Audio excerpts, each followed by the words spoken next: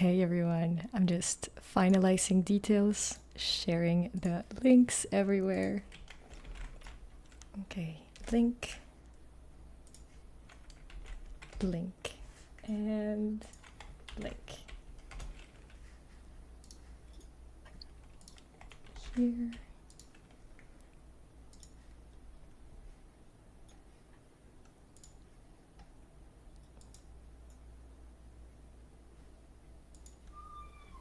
Sweet. Okay, so we should be receiving people in no time. Let's see. Sweet.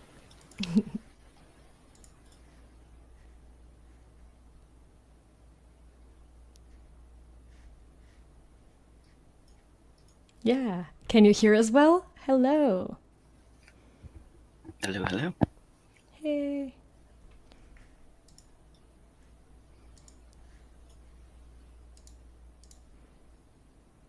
Hi. Awesome. Good morning, everyone. It's so good to see you. Thank you so much for joining us this morning.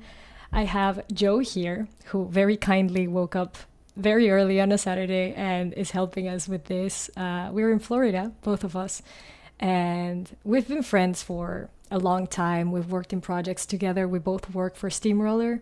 It's a really good studio here in Florida, and we just have been here for a while and we love working with them. And so today, Joe's going to be answering a lot of questions about how to get hired in a studio. Joe has been part of the people who actually see the demo reels and approve them in the studio. Currently, he's not working at that specifically, but he has in the past, and he knows exactly what like studios are looking for. So thank you so much for sending your questions in. Thank you all to all my patrons for all your support and just helping us with all of this. And it's been a really cool process to put all the questions together, and I think they're very useful. I will let you know we're going to be talking about like the resume and how to tailor it to what studios want, what to ask and not ask in job interviews, how much should we put in our demo reel that is like work related and personal, and if it's important to actually have experience prior to your demo, like to applying to a studio and all these things. So it's going to be a very fun conversation. Thank you so much for joining us. And hi, Joe. Good morning. Hi, Elsie. Hi, everybody. Thank you for having me, Elsie. Oh, it's our pleasure. Thank you so much for coming here. And we have a couple questions, but first I want to ask you, just tell us a little bit about yourself if you don't mind. Yeah, for sure.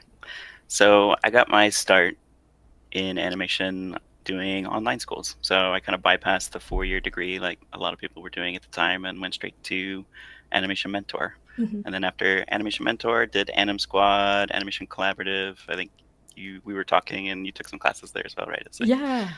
Yeah. Yeah, with Michael Makarovich. Shout out to him. He's great. Mm-hmm. He's awesome.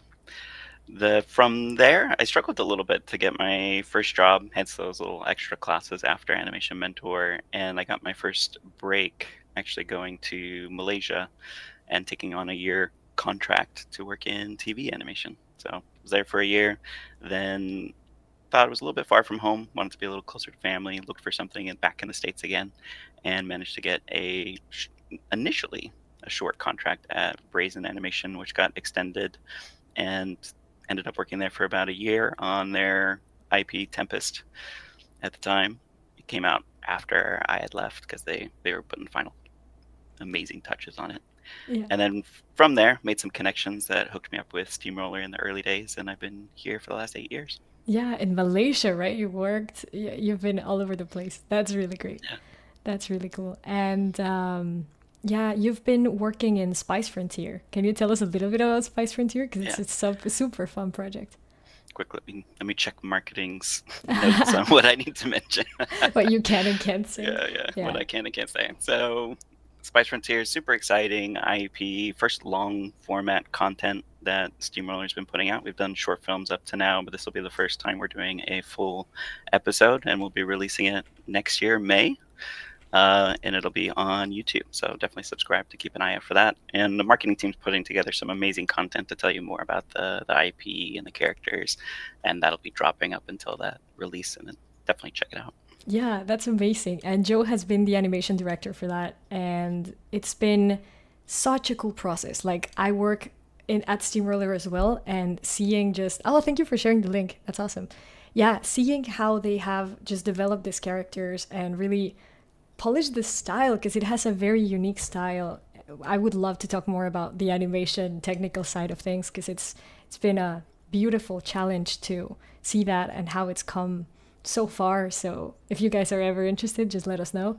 And yeah, well, let's jump right into the questions if you would like to.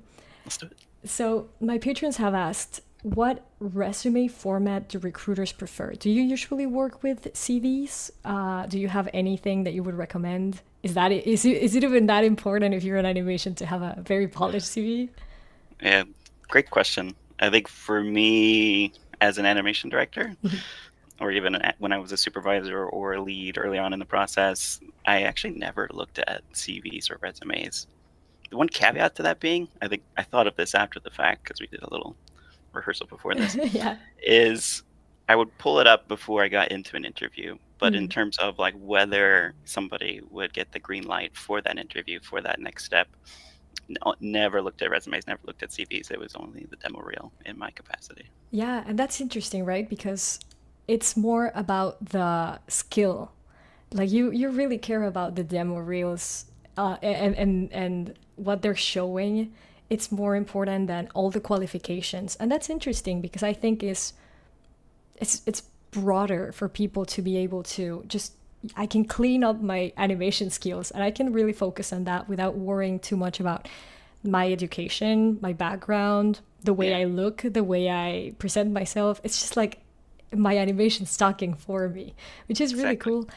It's totally about the craft. Don't worry about the whether you put your bachelor's before your your animation mentor experience. Like ultimately, like it's nice that you're detail oriented, but the craft speaks for itself. Yeah, and that's really cool. I don't think a lot of like careers can be tailored that way, which is really fun, I think.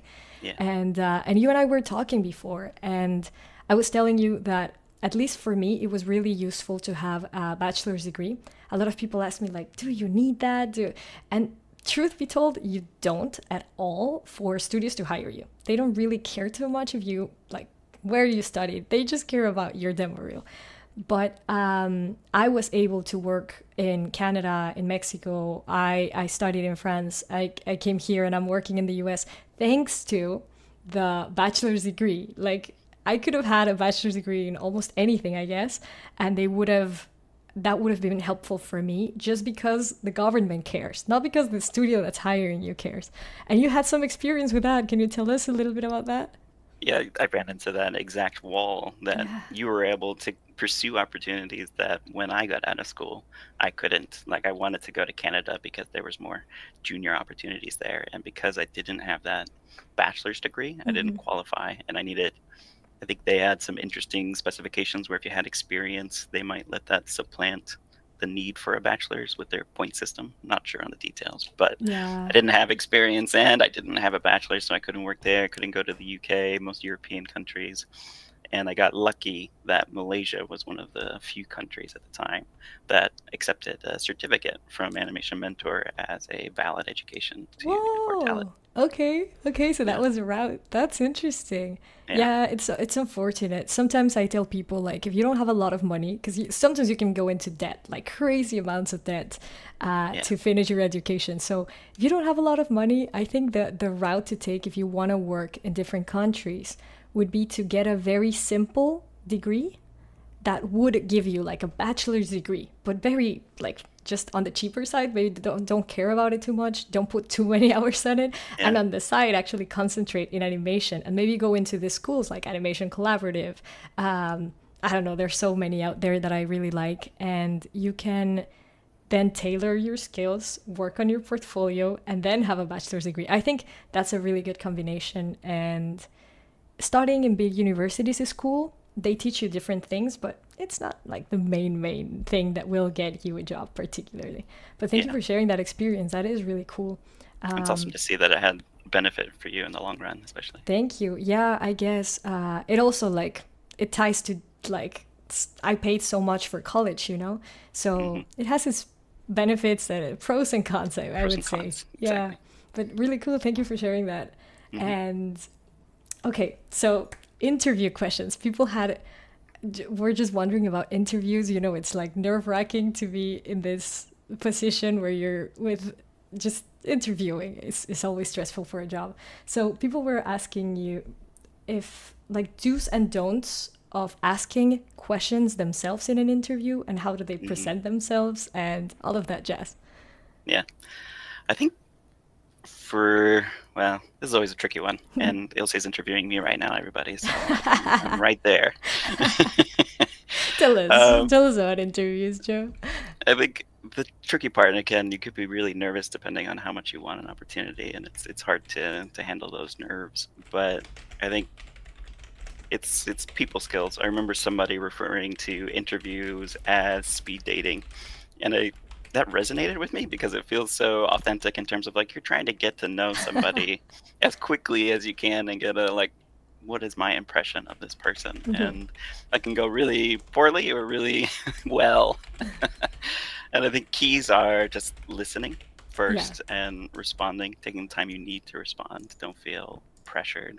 And if you don't have answers, definitely follow up after the fact. Yeah. And then just remember you're talking to people.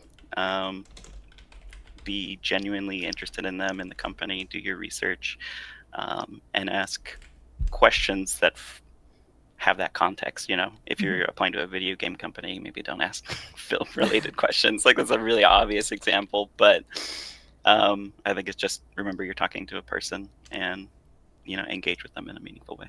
That's good. Yeah, that's really important. And yeah, asking things about the culture, your schedule.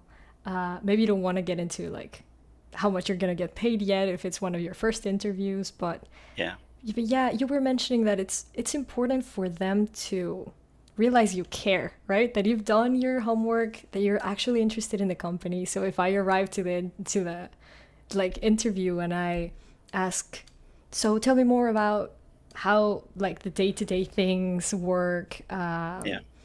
I don't know, like who's gonna be my supervisor, who am I, what are my responsibilities, things like that I think are good to Exactly. ask. And at least Steamroller I know that hires a lot for based on personality as well. Like if you're a Hmm. good match, Steamroller is kind of crazy, you guys. It has like it really tries to have like this environment that somehow even while they've expanded they've kept, which is like everyone's so friendly, and I think that must have a lot of like the reason why the company is able to do that is because maybe in the recruitment process they're very aware of, okay, does that personality actually match our culture, Hmm. which is very interesting. It's cool. And Yeah. in many studios like animators and artists are usually very chill. Yeah. It's fun to work with them, but yeah, I've noticed that. The things you always hear after like a great interview is usually like one of two things, and I think this ties into what you're saying in terms of the culture of Steamroller, I'll say. And it's one, like respect. You can just come out of a meeting and tell like they never interrupted me, they asked meaningful questions, they respected my time by showing up on time. Like that was sort of a core thread. And then the second one was the desire to learn. Like we're a company that Wow. invests in its people, and you can tell when somebody is sort of like happy with where they're at and they're just kind of looking for the next job. And there's people that are really looking to level up their craft and they really care about the animation or whatever department they're hiring for. And I think that's key as well. Wow, super cool. Yeah. Great points. It's one, just be on time, don't interrupt anyone, just respect the person you're talking to. And the second one is, yeah, do you care? Do you have that drive to better yourself? Super interesting. Great insights. Thank you, Joe. Yeah. Awesome responses. People on Patreon have also asked, so in your demo reel, do you want to have professional work? Sometimes people don't have enough professional work that is good, or not professional work at all? You know, how do you balance that? Do studios really care to see a balance of both, or can you get away with having things that are just personal but really good and really polished? Such a tricky It is topic tricky.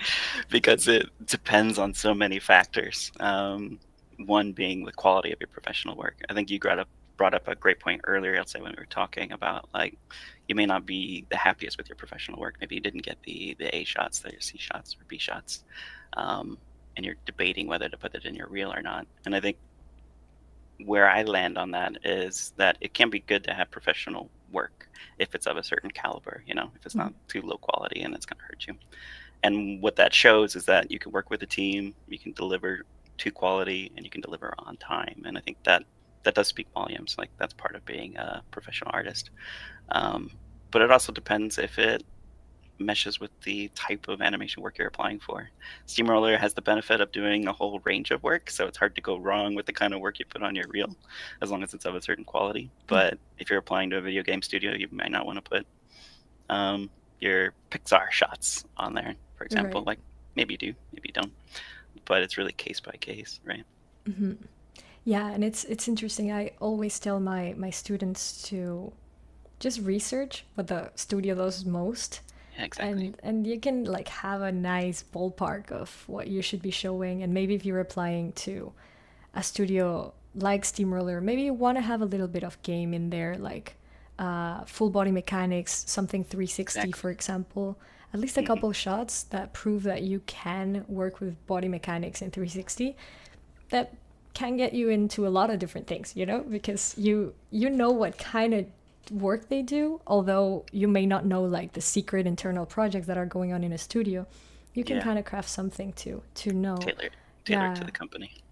I remember I was probably at a certain point before Steamroller looking into maybe applying to ILM, and I knew that they were working on Space Jam. So I was like, if I wanted to apply, I think right now would be a great time to add something like basketball related, like very body mechanics and hmm driven and something like that. So yeah, I agree with you. Just tailor it to the studio and really ask those questions. You you pick on another point, which I think is important, and I've been hearing it more out there. And it's like putting the type of work, if you have the luxury to, obviously, Yeah.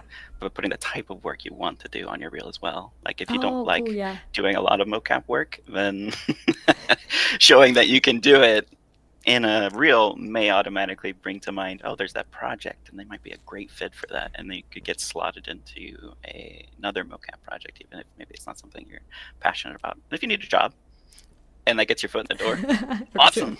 But if you have the luxury of choice, then Yeah. maybe not putting that in your reel and advertising that that's what you're good at. I agree. It's like, what do I want to keep working on? Because sometimes it's easier to get into particular studios, but it's maybe not the thing you like the best. Yeah, So actually work on what you like and hope for the best. yeah. Thank you. What else? This question says, how do you navigate recruiting platforms and avoid automatic rejections? That's a very interesting point. That's an interesting one. In Steamroller, we're kind of reaching the point where we now have recruiters. We didn't used to have recruiters, and they're starting to filter through results. I'm going to admit I don't know all the ins and outs of that current system, Yeah. but from what I have seen, there's kind of, well, let me rewind. I think the first step is just making sure you're applying for the right job. So if you're looking for junior animator opportunities and you're applying to kind of that senior animator role, that's probably a good way to kind of get eliminated from consideration right away. So if you see that open application, definitely using that as your avenue and your potential way in to be considered. And then I think you brought up a great point when we were talking, Ilse, about talking to somebody on, even just reaching out on LinkedIn and seeing what they're looking for in particular. And I think that's a great way to get a dialogue going and kind of get your reel through, or just your application through, for consideration. Yeah, your foot in the door a little bit. Exactly. Yeah, that's true. Yeah, and it's happened to me before. Like, you guys, sometimes when you're applying for gigs, don't worry if you don't get hired, because sometimes you can send your demo reel so many times and just get nothing. And it was the case when a couple of friends of mine who were actually senior animators were trying to get into a company, and I was trying to just help them get in. And because their work was better than what the studio wanted, like the studio actually wanted juniors at the time because that's what they could pay for, and Yeah. for a specific role. So they didn't get hired. They were desperately needing a job, and they just didn't get hired. Not because they were not good enough, of course, but maybe because they were a little better than what they were expecting to get. So yeah, never take it to heart. There are so many reasons why you may or may not get hired, and that's okay. That's a great peek into sort of like the business side of the industry as well, I'll say. That's awesome. Thank you, thank you. And she, how do I pronounce this name? Well, Gupta. Sorry for butchering your name. You can butcher mine as well. He has a question about demo reels as well, and it's a question that actually we were gonna ask, so we can just go ahead and dive right into it. Okay. He's asking the question is related to game animation, and he says, since a lot of animations are mocapped, how important is keyframe animation in a demo reel? Or what's a good balance, and does it depend on the studio? What do you think, Joe? I think it definitely depends on the studio for sure, because there's studios that rely heavily in almost all of their game titles use mocap heavily, so they're going to be looking for that kind of experience going in. So definitely apply with that in mind. But to your point earlier, it'll say for Steamroller, keyframe body mechanics are one of these essential things we're looking for, because we see that that has the most utility across the board. So if you understand body mechanics from a keyframe point of view, you can apply that knowledge to To mocap. improving mocap, which a lot of times suffers from like lack of balance and weight, and like all the things that you would know how to do over here still apply over there. And then I'd say the trend in the industry, it feels like there's a little bit of a resurgence of desire for keyframe. It's something a little bit more stylized in games. So a lot of AAA titles still at a scope that they're requiring that mocap help, but there's a lot more smaller games doing keyframe stuff that I think is really exciting. And as a company that does a bit of both, I think it's cool to see somebody with that fundamental knowledge, because we've seen it apply to both realms. Yeah, I absolutely agree. I think Joe has has said it perfectly. When you have the ability to do a keyframe, that just shines. It tells you that you're probably good at many other things. Or a little bit of cartoony, for example, then it's like, whoa, okay, they can apply the realistic kind of animation and then push it, but it still looks real because they know their physics. And yeah, so I think I totally agree with what you're saying. Super cool Yeah. answer. Thank you. And hopefully that answers the question, Gupta. Thank you so much. Um, what's a demo reel review process like? And what stands out to you as recruiters or as the animation director? So again, not most recently involved, but from what I understand of the process, it typically goes to our recruiters team. They'll do a very broad filtering, kind of keeping in mind some of the things that have been flagged by the animation department in this case, of basically being like, hey, this is an obvious no, like just kind of filter out that, more or less based on quality of animation. If you're receiving hundreds of applications, obviously not everybody's going to be up to the same standard. And then they'll create a list that I think our HODs, heads of animation, will take a look at, or ask for help from a lead or supervisor to kind of look at and see how well they fit for the role. And I think that's a great plug into the context that you brought up earlier. It'll say in terms of like, okay, junior animator role, like then looking at it in through those glasses, so to speak, or senior animator or lead animator or even supervising animator, I assume. So that would be kind of stage of like you've applied, and that's kind of how it gets to the review stage. Now, when they're reviewing and what stands out, it kind of comes back to that original question, or that first question right before this that we were talking about, where it's just really solid body mechanics, like are like the foundation and give you the most utility as Steamroller, because Steamroller likes to keep its artists. Mhm. And again, that's the thing that carries through across the various styles that we do as a studio. So like when that's on point, Mhm. like that is like that's your ace in the hole. And then outside of that, if you have amazing, honest performances, What previous exactly? experience How in would you games, like all those decide? kind of things. How would Yeah, you describe an honest performance? What is an honest it's performance to you? such a vague term, right? No, but it's good. Like, No, no, no. I yeah, agree yeah, because it's like emotionally true, right? yeah. Yeah. I think how we tend to distill it, because Spice Frontier, that's been a huge point that I've been trying to drive home, is just like honest characters and honest performances that don't feel too hammy or over animated, but still exaggerated. And I think the one of the big things, just one, because we could probably have a whole meeting talking about Oh just yeah. honest performances, right? Animation, so much fun. Uh, Yeah. was how, as animators listening to a dialogue, we tend to hit everything on the beat. And when you hear the inflections of the dialogue, everything tends to line on each inflection.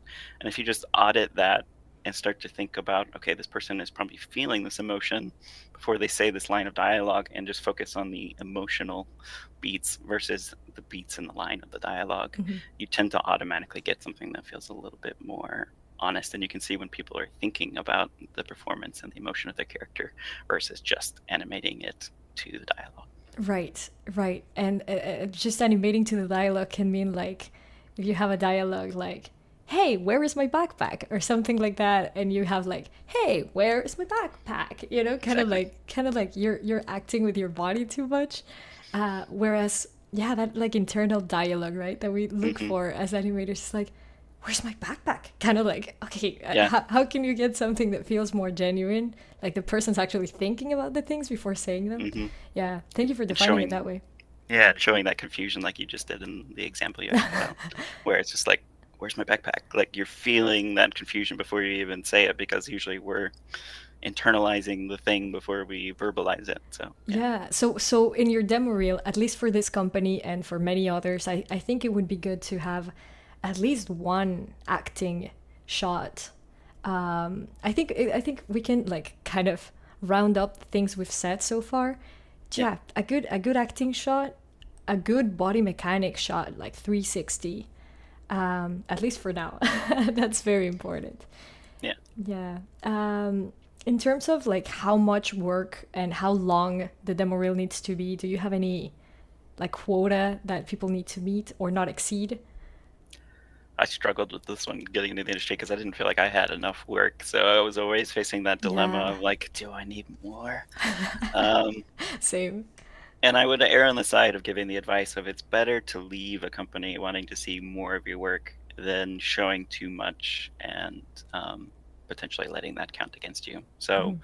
err on the side of only showing your best. Like everybody says that, but I would say like it's better to just show your best. You can put other work on other reels. They'll look up your Vimeo if they're interested, and they'll be like, oh yeah, they have this experience as well, like maybe we can put them over here. Mhm. um, so I guess in terms of length, you probably need more than one shot. I think you did also you summed up the last talking point with like an acting and a body mechanics. I would say it's sort of the bare minimum. Yeah, um, minimum. A little yeah. more would be ideal, right? Like Yeah. 5 shots, 6 shots, something like that. A minute. A lot of people say a minute. Yeah, a minute. Yeah. A minute's like a nice length that I can sit there. Like again, think about it from the perspective of a Recruiters. supervisor who's reviewing reels. A lot of times you'll be clicking through them, and you're probably not going to watch a full 2-3 minute reel unless it's like freaking amazing. True. Um, so you're going to be watching it, and then usually you'll reach a shot where you'll be like, okay, I'm going to click to the next one, and then you'll kind of filter it through that way. And the shots, the reels that you get a little bit further into because of the quality of the work, you'll circle back to. Okay, yeah, I agree. I think that's very very important, and thank you for sharing that. Uh, Yeah. Gupta also says, how can someone break a barrier or level up themselves from junior to mid to senior? How can an applicant judge an applicant judge or feel like they're ready to level up related to real review process? I think there's two things there, and I Mm-hmm. feel like we keep coming back to it. It's like context and it depends, which is the worst answers.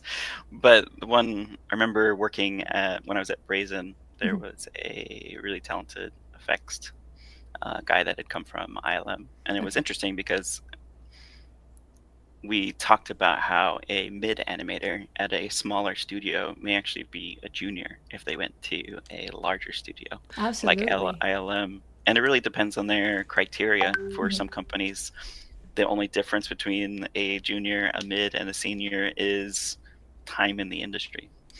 And then for other companies, it's more directly correlated to quality of work or what they kind of expect from you. Like senior animator in some companies means more like what I would consider a lead at Steamroller, depending again size of the company and the definition of the role. So do your research and reach out to people on LinkedIn and ask those questions because it's a great question to ask. And I guess just have that goal in mind, the company you want to break that barrier for. And if you have the benefit of being within a company, going from junior and trying to get to that midpoint, talk to people within the company. Hmm.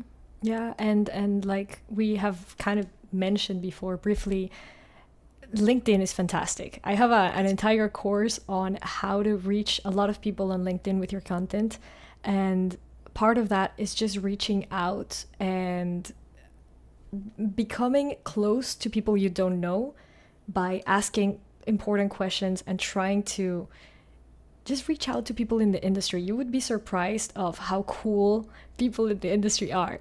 I always say like think of an amazing celebrity, right? If I wanted to reach out right now to, I don't know, Angelina Jolie, let's say, I would never be able to. Like, I would need so many contacts. I would need to. It's almost impossible. But if you want to reach out to maybe the director of Maleficent, maybe it's not that hard, because it's the or the animation director of Maleficent. Like who did that? So the cool thing is like a lot of a lot of artists are insanely talented, insanely good at what they do, but they're not very known. So people are not bugging them all the time. People are not like knocking at their door. Paparazzi are not taking their picture because it's more like a behind the curtain kind of deal. So if you can reach out to people like that through LinkedIn, you'll be surprised of just how willing and how kind people are, and actually asking to, what do you think about my demo reel, and they can genuinely, I don't know what you feel, Joe, but I think people genuinely can take the time and actually review those things. Yeah. I think it goes a long way too, because I've been added on LinkedIn, Hmm. and I'll usually accept random invites. I think it just depends. But I would say if an invite comes with a thoughtful message in terms of like, hey, I saw this, I loved what you're doing. I'd love to pick your brain sometime. Like that, even as simple as that, like that goes a long way for me in being like, yeah, I'd love to connect with this person. Like they're looking for like a more genuine connection. Right. And then then imagine like reaching out to Joe, and then he can give you a little bit of insight of what's going on in the company, how you can apply. Maybe if you share a reel with someone, they could be like, yeah, no, I don't think this is working at all, or this other thing is fantastic. I Yeah. hope not. I hope you don't get like 1,000 people on your DMs right now because you just said that. But yeah, I totally agree. Yeah. And in terms of like how you start a demo reel and how you end a demo reel, do you have like a specific, if I have 5 shots for instance, or let's say 5 for now, and I have like 2 really good ones and then maybe 2 that are good but maybe they don't show like I am the best animator in the world, and another one that's pretty decent, like how would you order them? Do you think there's a need for like your best work at the beginning and then a really cool last piece and stuff like that, or do you, what do you think? I think from you'll get different answers depending on who you ask Yeah, this. it's tricky, it's So tricky. to Sonny's point, it depends. That's going to be It the depends, like Sunny tagline said. on this. Yeah, uh, Absolutely. is I always stand on the side of to just put your best work at the beginning, at the end, and it comes back to that fact of like, especially in as companies open up rules and there's more and more artists out there looking for work. There's just a lot of things to look at. I think Sonny, you had asked how many Reels. reels do you review at a time. Like I've heard they've actually had to kind of close the valve in terms of like not accepting applications anymore because so many came in, and like I'm talking hundreds for a particular role, and it's just a lot of data to come through. We're human. We're also working on projects. We have a limited amount of time, so always putting your best work at the front end in that context makes sense to me. I do see the logic of like, especially if you're putting it out there for the internet, of like having that little sizzle piece on the end Yeah. to sort of keep people, that's the last thing they're going to remember, and I think that's a cool idea. But in terms of applying to a company, I feel like best work first is always the best policy.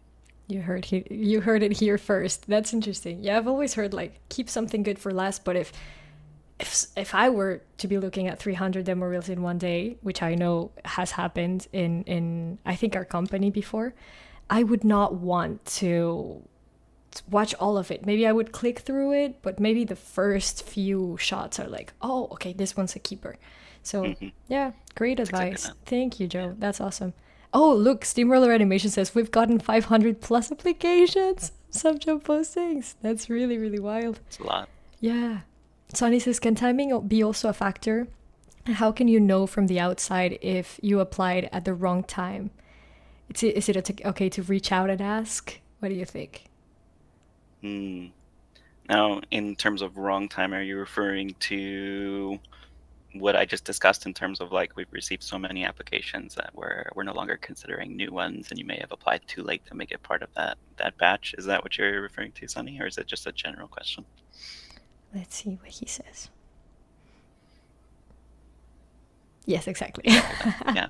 I would say always shoot your shot. I think if you're worried about whether you kind of made it in before they stopped receiving applications, start a conversation on LinkedIn, like Ilse's been saying, like reach out to a lead or me or even the recruiter.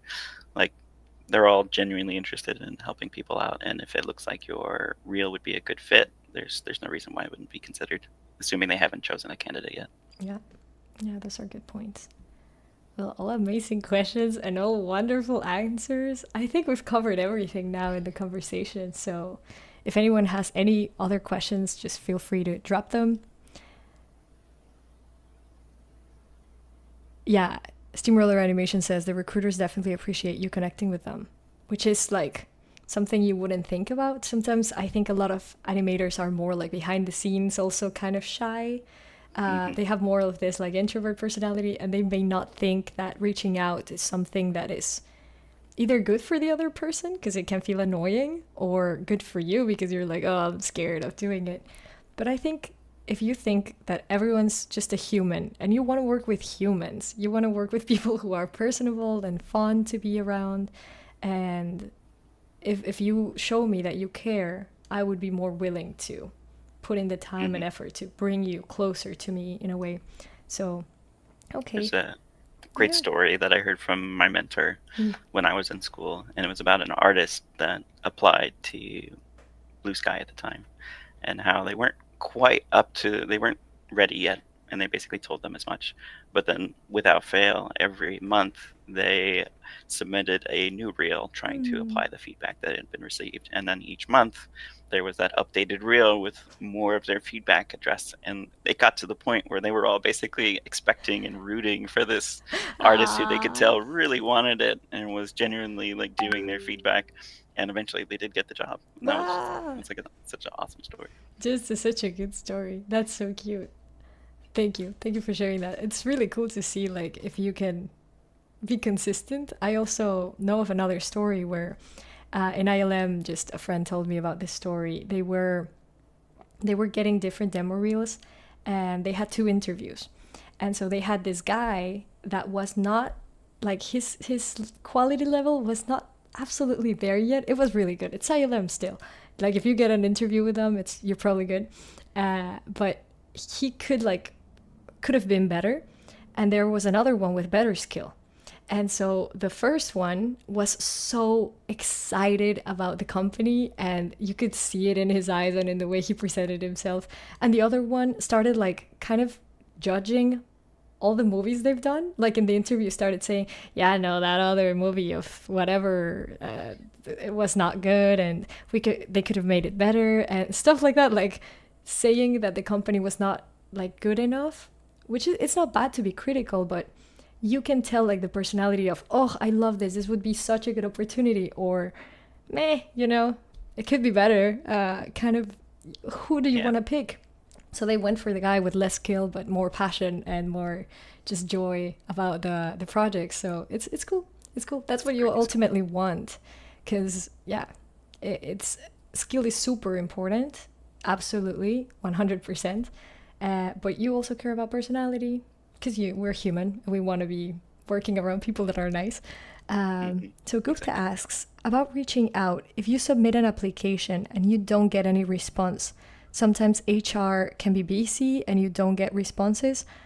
Should you try and connect to an animation director or leads, or just HR? I I think it would be more like the recruiters that would be like your first point of contact, right? Yeah, I think so. And again, you're right, they might be busy, and some people open recruiting with HR as well. But I would say recruiters definitely first point of contact. Following up is actually great because it shows communication. Again, you may not hear anything, but even as a animation director, I always appreciate it when people follow up. And I think right from the get-go, that demonstrates to me that you're somebody that isn't going to be hesitant when it comes to that style of communication. And then secondly, if you know somebody at the company, definitely reach out to them. You can ask them for feedback. And then if you're getting to the point where you're asking leads or animation directors, I think if you haven't heard anything, then your stance, if you really want to work there, should change from like, hey, I applied, but I'd really like the job. It's less of like, hey, can I still have the job? And it's more of like, hey, I applied, I didn't hear anything. What do you think I need to work on to sort of like be considered for the next time around? And I think it's just coming with that humility, the desire to grow, and just making that connection. Yeah, beautiful. Sunny asks, with a mixture of skills, both artistic and technical, like rigging, would you expect to receive separate demo reels for job postings? Yeah, we don't usually have like, at least as Steamroller, we don't have that. It's like very specialized, not so much generalist kind of thing, but it is useful. Like the project I'm in, I've done a lot of like rigging and technical little things here and there. So it's obviously something that they appreciate. So I don't know. I think I personally would say separate them, but show it. Like show that you can be a rigger and you can have like that on your website, or just like a note in your application or something like that. What do you think, Joe? Yeah, I think highlighting it in some degree, but definitely splitting it. If you're applying for an animation role, just show your animation because it is something we're specifically looking for in that. But showing scope of skill and technical knowledge, like by having it on your website, on your Vimeo as like a separate reel, and even highlighted in your CV or app, not, CV and resume. That's the word I'm looking for. Resume, so that they can maybe look at that before coming into an interview and ask you more about your knowledge in that regard, like because there may be a project that would benefit from that knowledge, like you were saying. You'll say like there's so many projects that have varying needs and you might be the perfect fit for it. So it's not something you can utilize, but for that initial application, if it's an animation role, just show animation. I totally agree. Thank you, Susan. Yeah, if I were to hire like an animator that only knows animation, or an animator that knows scripting and rigging, I would go for that one. Like maybe we won't use it all the time, but who knows? Like a lot of our animators in the studio go ahead and make tools, do like very nice problem solving. Like you can become a lead and escalate more easily the more skills you have. So because you can help the team, and whenever there's like a technical blockage, I know that knowing other things has helped me tremendously and has helped me grow. So that's really Yeah, good. Yeah. they're always, especially for somebody in leadership, like those are your problem solvers Yeah. ultimately.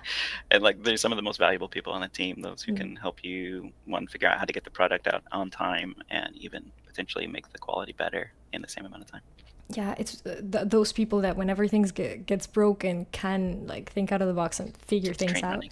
So yeah, that's very helpful. So if you have those skills, definitely show them. And for other countries where they want more generalists, because I know like countries that are not as developed in animation, like in Mexico, for instance, where I'm from, or in India, for example, you maybe want one person to do a bunch of things. And maybe that would be different, Sunny. Maybe there you would want to show like a bunch of different things in your demo reel. Like I can model, I can rig, I can animate, because they will care about that. But bigger studios probably not, because they want like the generic, the specialized artist rather than the generalist. Yeah. But it's a And good question. outside of countries as well, I think the size of the studio, you said bigger studios, and that's a great point, because I have seen smaller studios that also benefit from wanting Even that here in the generalist US, right? knowledge. Yeah, exactly. Yeah. And I see roles pop up, and they're just like bonus if you have skills in rigging and Unreal and all these other technical aspects. So definitely something you can leverage. Awesome. Oh, well, thank you so much, Joe. I think we're done with the questions, and I really appreciate your time. Your answers were really good. I think I learned a lot, and I just loved having you. Thank you for waking up early. Thank you for giving us the time. Thank you, Steve Roller Marketing. Kayla, thank you so much for joining us and also being there, helping us with technical difficulties. And thanks to all the Patreons. Guys, you're amazing. Thank you for being there for us. And if you have any questions or want to reach out to Joe later, just let me know and we can be in touch. And thank you guys. Steve Roller says, thank you. Sunny says, super cool. Thank you for going deeper into my question. Yeah, it's our pleasure, guys. Thank you so much for joining. Thank you. Thank you all. It was a great session. Have a beautiful, beautiful rest of your day, and see you soon.